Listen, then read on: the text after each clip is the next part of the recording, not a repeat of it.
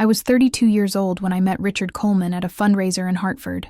He was 51, successful, and married. I was a paralegal working 60-hour weeks just to keep my studio apartment. We started as a conversation over wine that lasted 3 hours. Within 6 months, I was his mistress. Within 15 years, I'd built my entire life around stolen Tuesday afternoons and occasional weekend getaways when Margaret thought he was traveling for work. I'm Holly Jensen, and the day Richard died of a heart attack in his office downtown, I thought I'd lost everything that mattered, but I was wrong. I hadn't lost anything yet. I was about to discover I'd never really had it in the first place. Richard left me a letter. His attorney, Paul Hendricks, delivered it exactly 2 weeks after the funeral. I remember sitting on my couch in my cramped apartment in West Hartford, staring at the envelope with my name written in Richard's distinctive handwriting. The paper felt expensive, heavier than normal. My hands shook as I opened it. Inside was a single page and a small silver key on a leather cord. The letter said, "Holly, if you're reading this, I'm gone. I'm sorry I couldn't tell you everything while I was alive. There are things you need to know, things I kept from you because I thought I was protecting you. There's a property 50 miles west of Hartford, just outside Litchfield. Willow Creek Farm. Nobody's been allowed there for 12 years. Not Margaret. Not my kids. Nobody. This key opens the barn. Go there alone. Don't tell anyone. Inside, you'll find the truth about who I really was, and you'll have to decide what to do with what you find. I loved you, Holly. I'm sorry I wasn't brave enough to love you the way you deserved. I sat there for 20 minutes, just staring at that key. 50 miles west. A forbidden farm. 12 years of secrets. My first thought was that this had to be some kind of joke. Maybe a final game Margaret was playing to torment me, but the handwriting was definitely Richard's. The key felt real, solid, cold against my palm, and something about the way he'd written those words, "I'm sorry I wasn't brave enough," made my chest ache. I didn't sleep that night. I kept thinking about all the times Richard had been vague about his business dealings, the properties he owned, the investments he'd made. He'd always said it was complicated, that I didn't need to worry about it. I'd believed him, because I wanted to, because our relationship wasn't about his money or his success. It was about those Tuesday afternoons when he'd show up at my door with takeout, and we'd talk for hours. It was about the way he looked at me like I was the only person in the world who really saw him. But now, lying in the dark with that key on my nightstand, I wondered if I'd ever seen him at all. The next morning, I called in sick to work. I got in my Honda Civic and drove west on Route 44, following the GPS coordinates from the letter. The October morning was cold, the trees blazing with red and gold leaves. I had no idea what I was driving toward, but I knew I had to go. Not just because Richard had asked me to, but because for 15 years, I'd accepted being a secret, being second, being the woman he loved but couldn't choose. If there was truth waiting for me at Willow Creek Farm, I needed to face it, even if it destroyed me. The farm was at the end of a dirt road that wound through dense forest. I almost missed the turnoff. There was no sign, no mailbox, just a gap in the trees and a rutted path that looked like it hadn't been used in years. My car bounced over potholes and exposed roots. Branches scraped the sides. I kept thinking I should turn around, that this was a mistake, that whatever Richard wanted me to find couldn't be worth this. But I kept driving. When I finally reached a clearing, I had to stop the car and just sit there, staring. The property was enormous. At least 100 acres of rolling fields, most of them overgrown with tall grass and wildflowers gone to seed. At the center stood a large red barn, weathered but solid, with white trim that had faded to gray. Next to it was a smaller building that looked like it might have been a workshop. And beyond that, at the top of a gentle rise, stood a house. Not a farmhouse, a house, 2 stories, stone and timber, with large windows and a wraparound porch. It looked like something from a magazine spread about modern rustic estates. It looked expensive. Really expensive. I got out of the car slowly, my legs shaky. The air smelled like dried grass and pine and something else. Something I couldn't identify. The wind moved through the fields in waves, making the tall grass bend and sway. It was beautiful. Completely isolated, surrounded by forest, no neighbors for miles. And it was silent except for the wind and the distant call of a crow. This place had been sitting here, empty and forbidden, for 12 years. Why? What had Richard been hiding? I walked toward the barn, the key clutched in my fist. My heart was pounding so hard I could feel it in my throat. The barn doors were massive, painted red with black iron hardware. There was a heavy padlock threaded through the latch. I fitted the key into the lock, and it turned smoothly, like it had been oiled recently. The padlock opened. I pulled it free and set it on the ground. Then I grabbed the door handle and pulled. The door swung open on well-maintained hinges, letting afternoon sunlight pour into the darkness inside. And what I saw made me forget how to breathe. The barn wasn't a barn. It was a workshop. No, it was more than that. It was a studio. The interior had been completely renovated, with polished wood floors, exposed beam ceilings, and track lighting installed along the rafters. The walls were lined with workbenches covered in tools, beautiful tools, the kind craftsmen spend their whole lives collecting.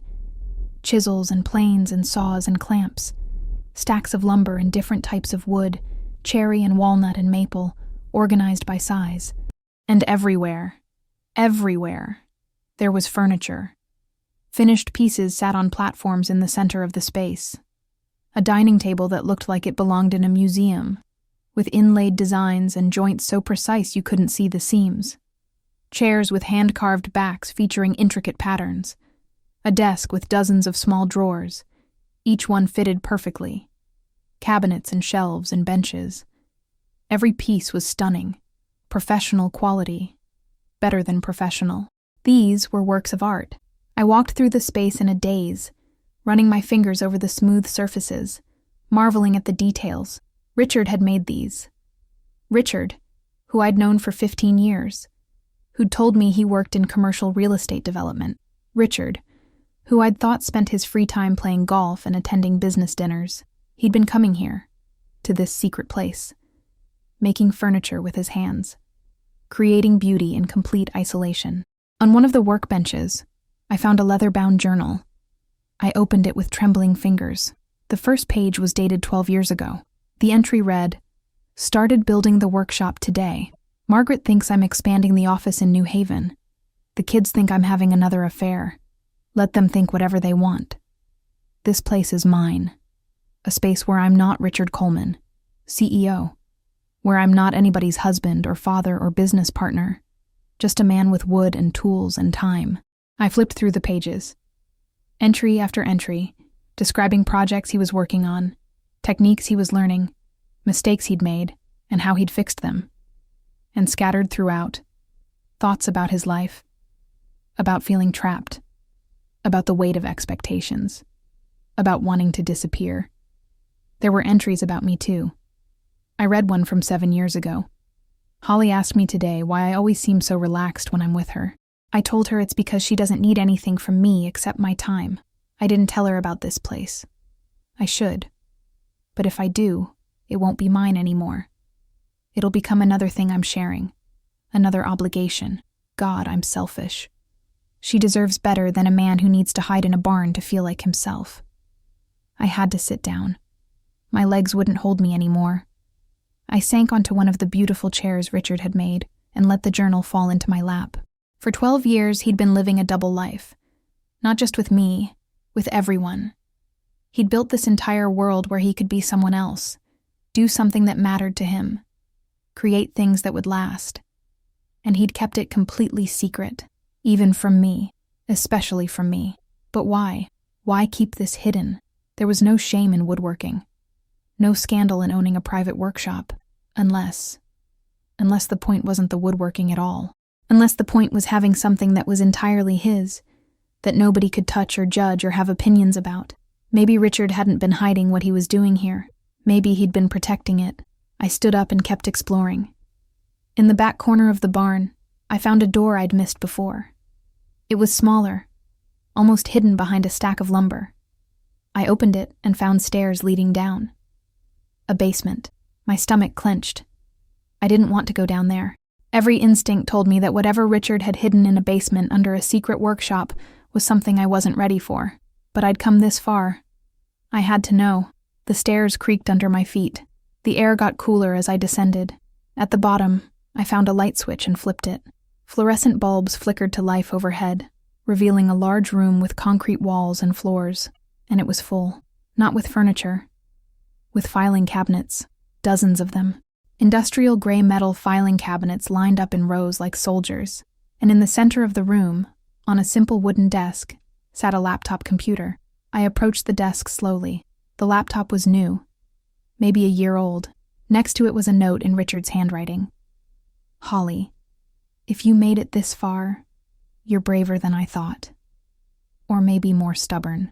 The password is your birthday, month, day, year. 6 digits. Everything's on here. I'm sorry you have to find out this way. I should have told you. But I was a coward until the end. I opened the laptop. The screen glowed to life, asking for a password. I typed in my birthday. 071887. The computer unlocked. The desktop had a single folder labeled The Truth. I clicked it. Inside were hundreds of files, spreadsheets, PDFs, scanned documents. I opened the first one at random. It was a property deed. For this farm, Willow Creek Farm, 120 acres in Litchfield County, Connecticut, purchased 12 years ago for $3.2 million, owned by Richard Coleman. But there was a second name on the deed, Holly Marie Jensen. I stared at that screen until my eyes burned. My name, on a deed, for a property worth millions. I clicked on another file, another deed, this one for a house in Block Island, Rhode Island. 3 bedrooms, ocean views, purchased 9 years ago, owned by Richard Coleman and Holly Marie Jensen. Another file, a lakefront cabin in the Adirondacks, purchased 6 years ago. Same 2 names. I opened file after file, my hands shaking so badly I could barely control the mouse. Commercial properties in New Haven, an apartment building in Providence, stocks, bonds, investment accounts. And on every single document, both our names appeared. Joint ownership, 50-50. Richard had been buying properties for years and putting my name on all of them. I owned half of everything. I'd owned it for years and never known. The spreadsheet at the end of the folder tallied everything up. Total value of jointly held assets, $53 million. I couldn't breathe. I actually couldn't get air into my lungs. I stumbled away from the desk, my vision going dark at the edges. $53 million, half of it mine. Richard had been building a fortune in my name while I lived in a studio apartment and worried about making rent. For 12 years I'd been a millionaire and didn't know it. Why? Why would he do this? Why not tell me? I forced myself to sit back down at the desk. I opened another folder labeled Letters. Inside were dozens of Word documents, each one dated, each one addressed to me. I opened the most recent one. It was dated 2 weeks before Richard died. Holly, I don't know if I'll ever give you these letters. I've written one every month for 12 years and never sent a single one. I tell myself it's because I'm waiting for the right time. But the truth is, there's never a right time to tell someone you've been lying to them for over a decade. I started buying properties in both our names because I was terrified. Terrified that something would happen to me and you'd be left with nothing. Terrified that Margaret would fight you for everything if I tried to leave it to you in a will. Terrified that my kids would sue and tie you up in court for years. So I found a loophole. Joint ownership, established years before my death, with documentation proving you contributed to the purchases. I had an attorney draw up fake consulting contracts showing you'd provided professional services to my company over the years. Everything's airtight, legal, uncontestable. But that's not why I really did it. I did it because I wanted to give you a life. The life you should have had if I'd been brave enough to choose you. If I'd left Margaret when I should have. If I'd stood up to my family. If I'd put you first. I didn't. I was weak. So instead, I built you an empire in secret and hoped that someday I'd find the courage to tell you about it. I never did. I'm sorry, Holly. I loved you more than I've ever loved anyone, but I loved my comfort more. I loved my reputation, my standing in the community, my relationship with my children. I loved not having to face consequences. So I turned you into a secret, while I gave you half my fortune, like that made it okay. If you're reading this, I'm gone. And everything I own, you own. $53 million worth of real estate and investments. It's all real. It's all legal. It's all yours. Margaret doesn't know. My kids don't know. Nobody knows except my attorney, Paul Hendricks, who has instructions to make sure you get full access to everything. Use it. Build the life I should have given you, and forgive me if you can. I read that letter 3 times. Then I read the others. 12 years of letters, 1 per month, chronicling his thoughts, his guilt, his justifications. He'd been documenting everything, every property purchase, every decision, every moment he'd almost told me and chickened out. It was a confession, a love letter, an apology. And it was overwhelming.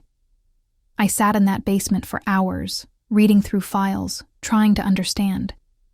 Richard had built 2 separate lives, one with Margaret, where he played the role of successful businessman and family man, one with me, where he played the role of devoted lover who couldn't quite commit, and one here, at Willow Creek Farm, where he'd been completely alone, making furniture and hiding his money in my name.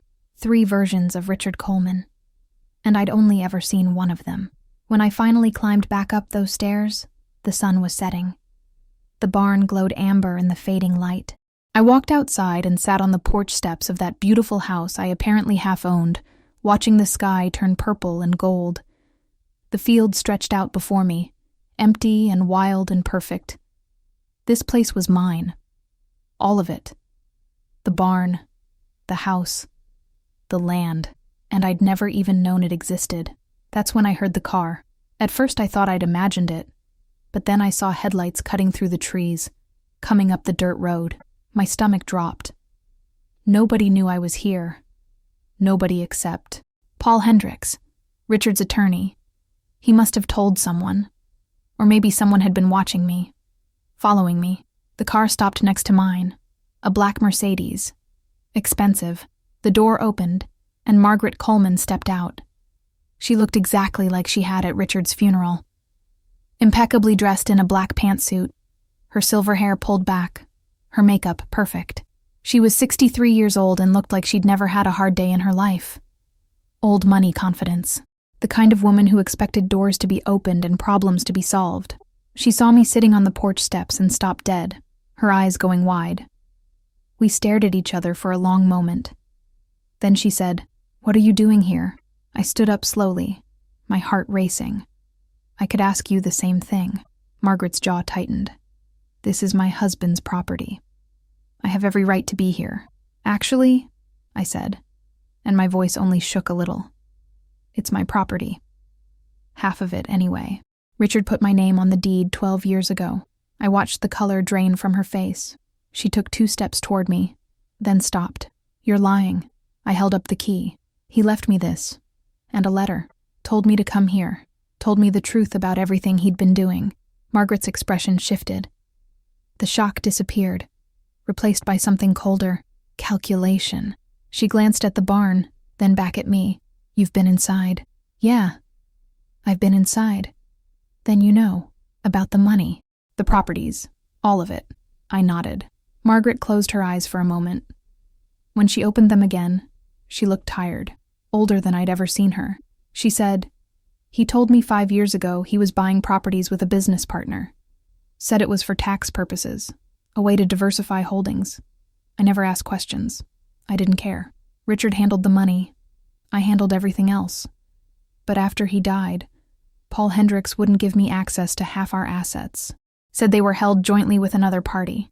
I hired an investigator to figure out who. It took him 2 weeks to find this place. And you." My throat felt tight.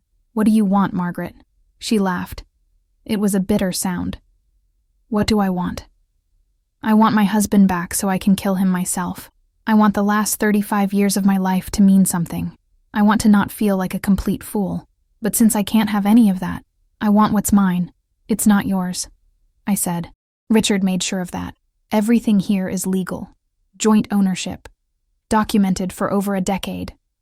Your attorney can't touch it." Margaret took another step closer. Her eyes were hard. "You think you're the first mistress to think she's special? The first woman to believe she deserves a piece of what a man built with his wife? Richard played you, Holly. He played both of us.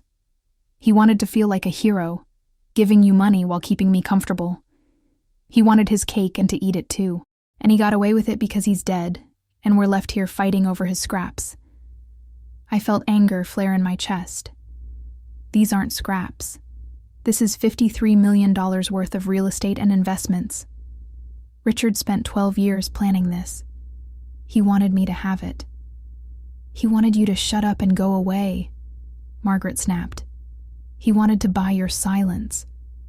Make sure you'd never make trouble for his family, never embarrass his children, never ruin his reputation. That's what this money is, Holly. Hush money. Very expensive hush money. But it doesn't change what you were. A mistress. A secret. Someone he was ashamed to acknowledge in public. Her words hit like physical blows. Because part of me knew she was right. Part of me had always known. But I couldn't let her see that. I straightened my shoulders and said, if that's true, then why are you here? If this money means nothing, why do you care who gets it? Margaret's smile was sharp. Because it's the principle. You don't get to walk away with half of what Richard and I built together.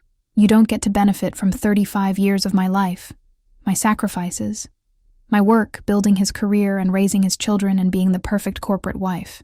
You were decoration, Holly. A distraction. I was the foundation. And you're not taking my foundation apart. I'm not taking anything, I said. Richard gave it to me. It's already mine. We'll see about that. Margaret turned and walked toward the barn.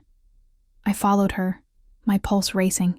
She stopped at the entrance, looking around at the workshop, the furniture, the tools. She said, I didn't know he did this. Woodworking. He never mentioned it. Never brought a single piece home. Did he ever show you? No, I admitted. I just found out today. Margaret picked up one of Richard's chisels, turning it over in her hands. She said, I met Richard when I was 25. He was 34, ambitious, hungry, building his company from nothing. I used my family's connections to introduce him to investors. I threw parties to bring in clients. I managed his schedule, raised his kids, made sure his life ran smoothly so he could focus on success. And it worked. We built an empire together. 50 years of marriage, 2 children, 5 grandchildren, a life. She set the chisel down carefully. Then she said, but I always knew he wasn't really happy. He was restless, distant. I thought maybe it was just how he was. Some men are never satisfied. But then I found out about you. 7 years ago. I hired a private investigator after I saw a suspicious credit card charge. He followed Richard to your apartment, got photos of you two together. And you know what I did? I shook my head. Nothing. I did nothing. Because by that point our children were grown. Our fortune was secure. And I'd learned that fighting Richard never worked. He'd just dig in harder. So I ignored it. I pretended I didn't know. I thought if I gave him space, he'd eventually come back to me fully. Or at least stay until we were both too old to care anymore. Why are you telling me this? I asked. Margaret looked at me directly. Because I want you to understand something. Richard didn't love you more than he loved me. He didn't choose you.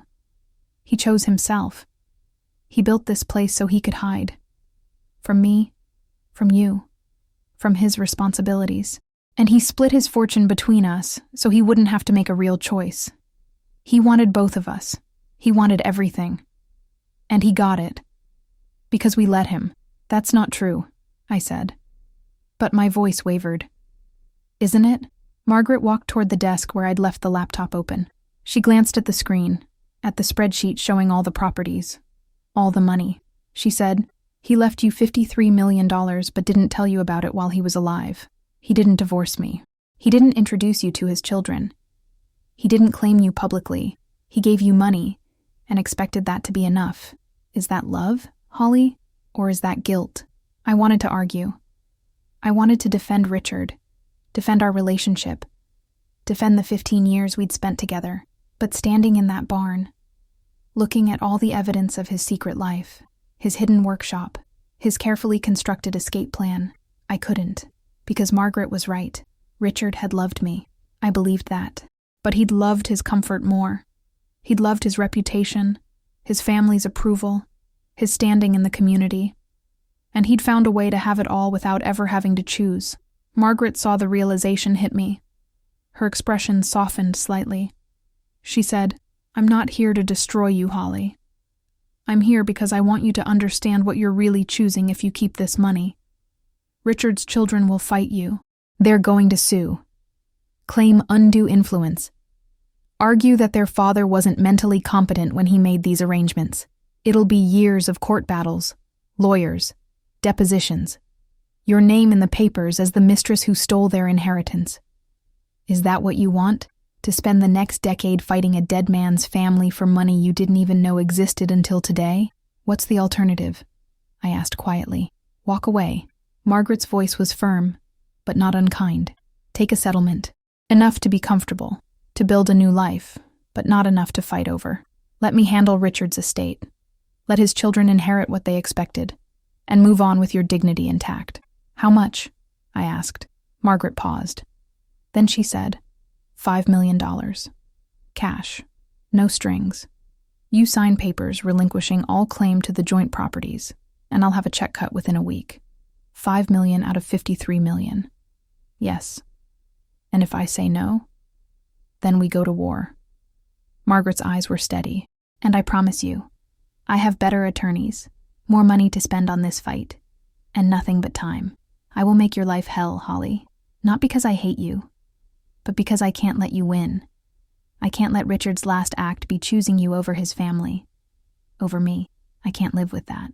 I looked around the barn, at the furniture Richard had made, at the journal where he'd poured out his thoughts, at the laptop showing millions of dollars in assets with my name on them. All of it felt surreal, like a dream I'd wake up from any moment. I thought about the life I'd lived for 15 years.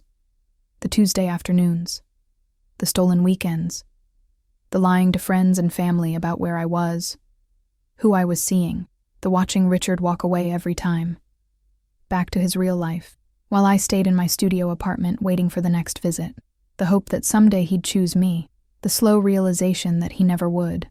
And I thought about what Margaret was offering, $5 million, enough to buy a house, travel, start over somewhere new, enough to build a life that wasn't built on secrets. But it meant giving up everything Richard had planned for me. It meant accepting that Margaret was right, that all of this was just guilt money, hush money, a way for Richard to feel better about never really choosing me. I looked at Margaret. She was waiting, her expression unreadable, and I realized something. She wasn't just here to fight for money. She was here to fight for meaning, for the story of her life to make sense. If Richard had left everything to his mistress, if he'd planned this elaborate escape for me, then what did that say about their 35 years together? What did it say about her? I took a deep breath. I said, "I need to think about it. You have 48 hours. Margaret pulled a business card from her purse and set it on the desk. "That's my attorney's number. Call him when you've decided.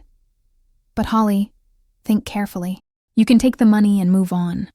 Or you can fight and lose everything, including whatever good memories you have of Richard. Because I will drag every detail of your affair into court. Every text, every meeting, every lie he told his family to be with you. Is that what you want his legacy to be?" She walked out of the barn without waiting for an answer. I heard her car start, heard the crunch of gravel as she drove away, and then I was alone again in that beautiful, terrible place Richard had built. I sat down on one of the chairs Richard had made and cried. Not quietly, not delicately. I sobbed until my chest ached and my throat was raw, because Margaret was right. About all of it. Richard had chosen himself. He'd built this place as an escape from both of us. He'd split his fortune so he wouldn't have to make a real decision, and he'd left me here, alone, to figure out what to do with the mess he'd made. But somewhere in the middle of that crying, something else started to surface. Anger. Real, burning anger. Not at Margaret. She was just protecting herself. Protecting what she thought was hers. But at Richard.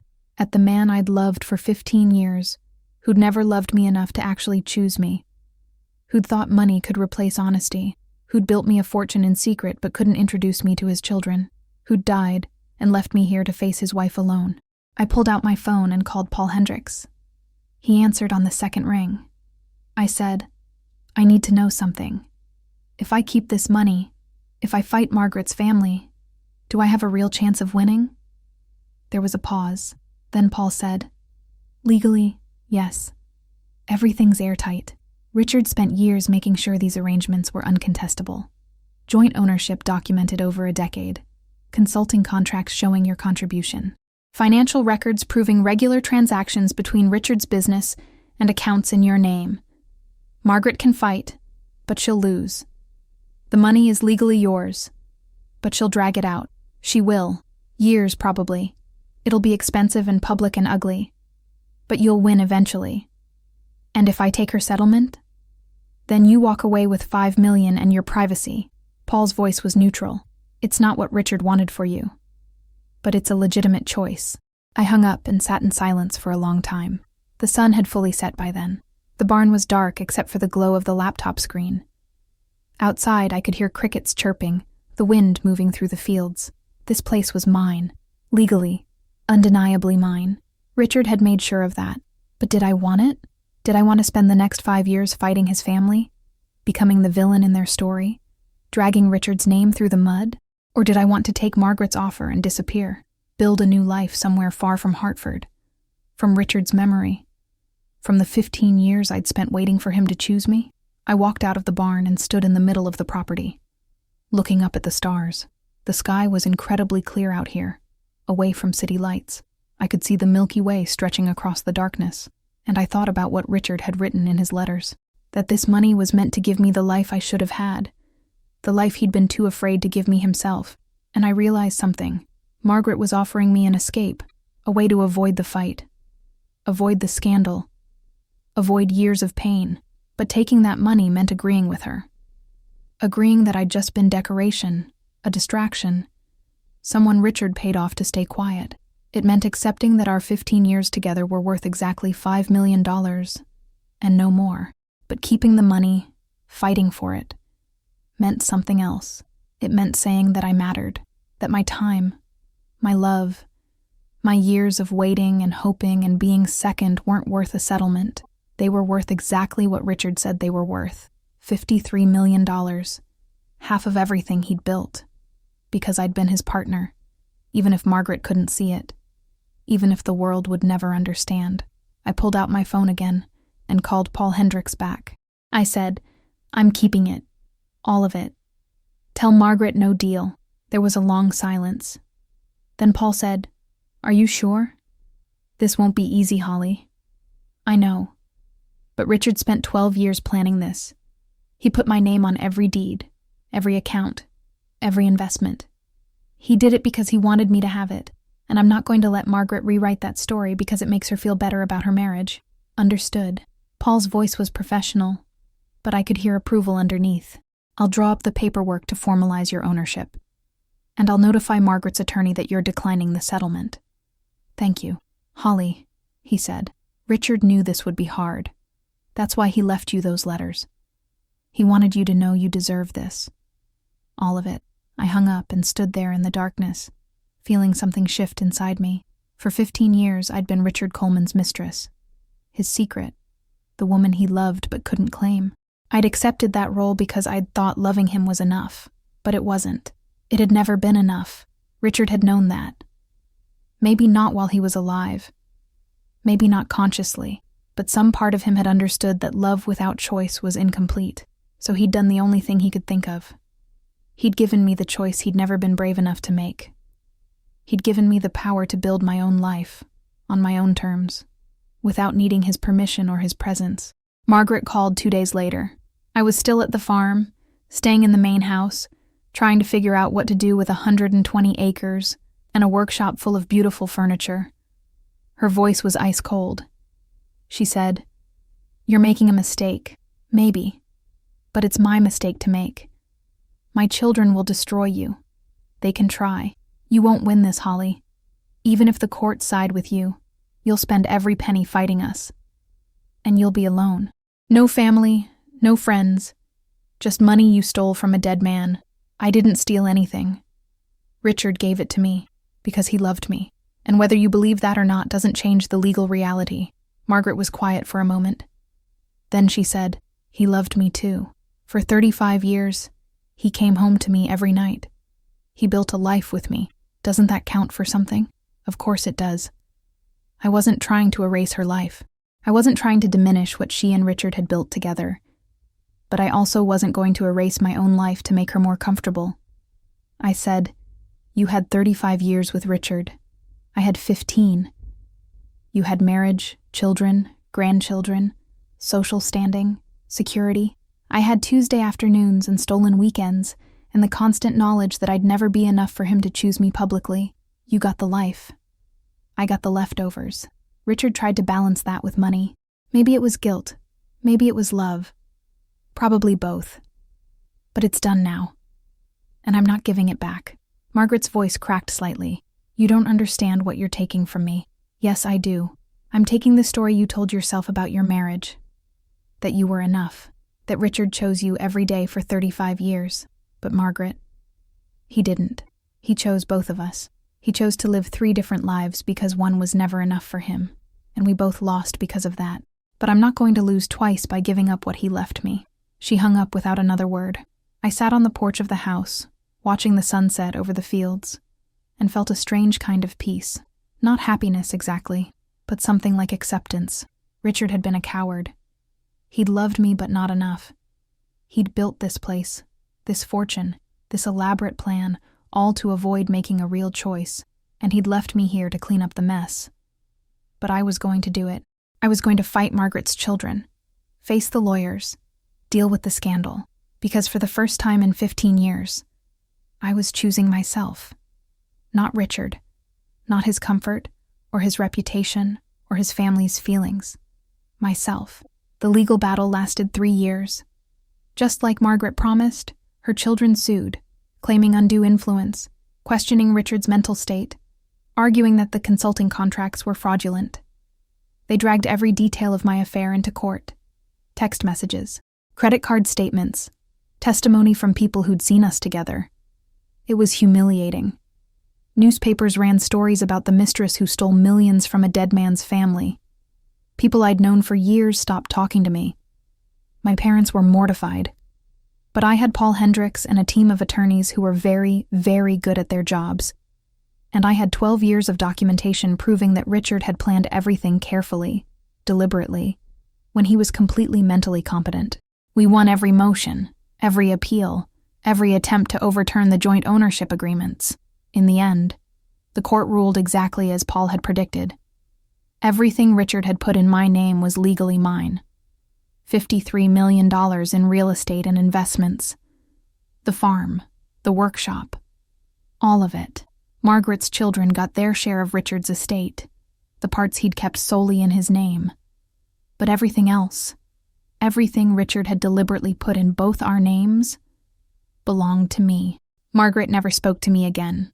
Her children issued a statement calling me a gold digger and a home wrecker. The social circles Richard had moved in closed their doors to me permanently. I became that woman. The cautionary tale. The mistress who destroyed a family. But I didn't care. Because I'd won. Not just the money. I'd won my right to exist, to matter, to be more than a secret. Today, 4 years after Richard's death, I'm 48 years old and living at Willow Creek Farm. I renovated the main house, updated the workshop, turned part of the property into a small furniture company featuring Richard's designs. We employ local craftspeople and donate a portion of profits to scholarships for art students. I kept Richard's journals and sometimes I read them, trying to understand the man I loved for so long. I never remarried. I date occasionally, but nothing serious. Some days I'm lonely. Some days I wonder if Margaret was right, if I should have taken the $5 million and disappeared. But most days I walk through these fields that Richard left me and feel something like contentment. He gave me a gift, not just money, but the chance to choose myself. To stand up and say that my time, my love, my years, mattered just as much as anyone else's. The furniture we make here sells well. People love the story, even if they don't always love me. Richard's work is finally being seen, appreciated, shared with the world. The workshop he built in secret is now a successful business.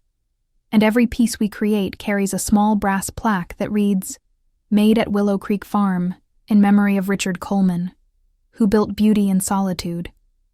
I think he'd be happy about that, or maybe furious that I made his private world public.